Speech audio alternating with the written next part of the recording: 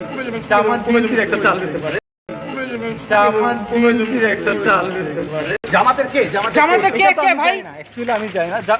জামাতের কথা ফয়সাল করিম ও বলতেছে জামাত বিএনপি একটা চাল হতে পারে, কিন্তু সাংবাদিকগুলা বলতেছে কি যে জামাতের কে হতে পারে। কেন বিএনপির নাম কি তোরা শুনোস নাই?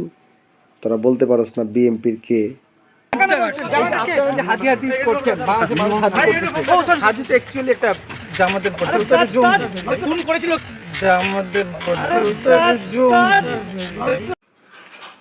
দালালি সাংবাদিক বিন্দু, আপনাদেরকে বলতেছি ফয়সালের এই কথার ভিতরেই উত্তর আছে যে হাদির খুনিকে। ফয়সাল বলতেছে যে হাদি হচ্ছে জামাতের কর্মী, তো জামাত কি জামাতের কর্মীকে মারবে না?